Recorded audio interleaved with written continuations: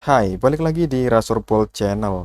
Di konten ngewibu kali ini, seperti biasa, gue bakal menceritakan episode 1 dari tiap-tiap anime yang menurut gue menarik, dan gue pengen share ke kalian. Siapa tahu kalian belum pernah nonton, dan jadi pengen namatin anime tersebut ya. Untuk anime kali ini, gue milih Seisei no Subaru.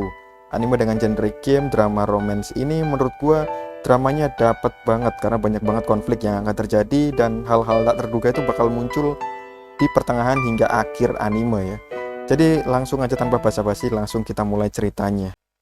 Cerita dimulai dari sebuah party kecil yang bersiap mengambil quest.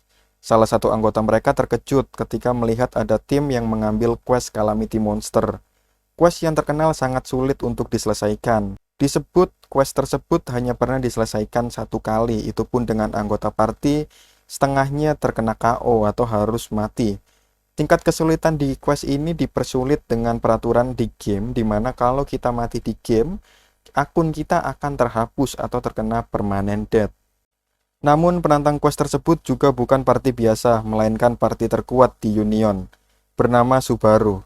Anggotanya terdiri dari ketua mereka yang bernama Amo Haruto, seorang fighter, wakil ketua Mikado Takanori, seorang device champion, Usui Satsuki, seorang penyihir yang dikenal sebagai Ratu Elemen karena kendali elemennya yang tak terhitung jumlahnya, Kuzaki Nozomi, seorang Dream Magician, dan Vivial Cliff, seorang Shapeshifter.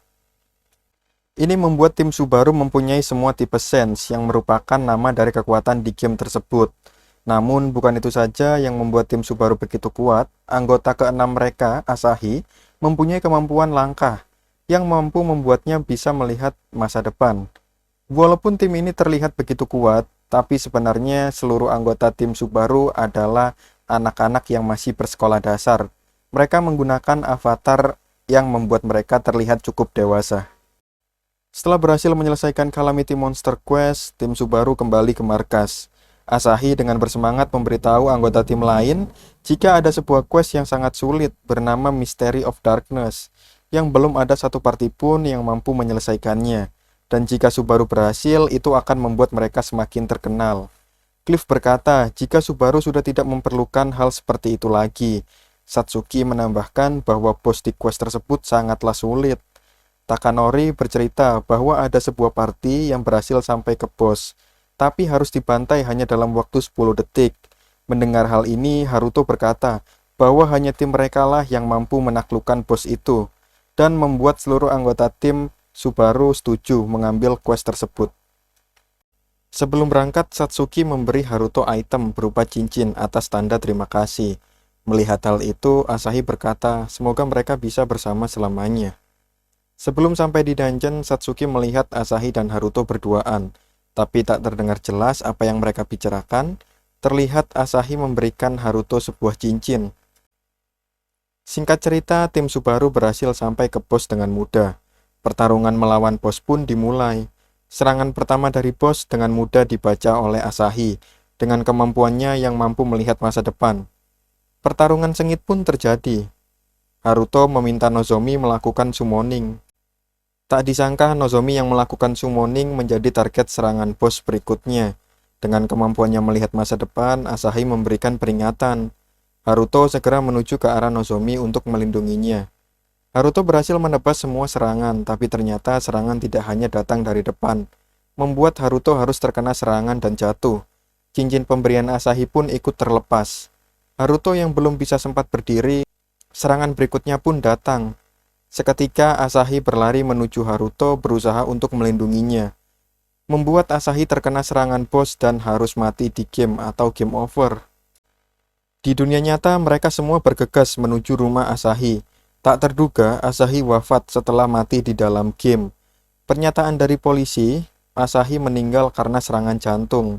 Namun Takanori tetap menyalahkan Haruto atas kematian Asahi, karena Haruto lah sebagai ketua yang mengiyakan untuk mengambil quest tersebut.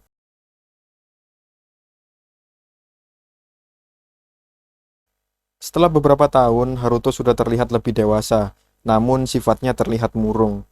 Di kamarnya, ia ditelepon temannya untuk meminta bantuan menyelesaikan sebuah quest yang ada di game Reunion, atau versi upgrade dari Union. Haruto berkata jika dia sudah tidak pernah memainkan game itu lagi sejak SD. Di sini dijelaskan bahwa game Union yang sekarang menjadi Reunion bukanlah sembarang game, walaupun gamenya gratis, tapi tidak semua orang bisa memainkannya. Bisa dibilang hanya orang-orang terpilih atau yang memiliki sense, yang bisa membuat akun. Dan jika berprestasi di game, mereka akan mendapatkan manfaat di dunia nyata. Teman yang menelpon Haruto masih memohon kepadanya. Haruto pun memutuskan untuk membantu. Haruto login ke dalam game menggunakan akunnya di game Union. Namun di Reunion, level dan perlengkapan Haruto kembali seperti pemain baru, dan masih dengan sense-nya yaitu fighter. Ia berkata, di game ini level tidak begitu penting. Kedua temannya pun datang, mereka pun bergegas menuju tempat quest. Masuk ke dalam gua, mereka pun diserang oleh dua monster. Teman-temannya terlihat sangat ketakutan. Haruto seketika mengalahkan monster tersebut dengan mudah. Dalam hati ia berkata, jika ia yang dulu mungkin akan lebih mudah mengalahkan monster-monster tersebut. Tiba-tiba terjadi glitch, Haruto merasakan sesuatu. Area di sekitar pun berubah bentuk, tapi Haruto tidak merasakan adanya monster dan jebakan. Mereka pun masuk ke sebuah ruangan yang di dalamnya ada sebuah peti. Haruto membuka peti tersebut, di mana di dalam peti itu ada Asahi yang terlihat baru saja bangun.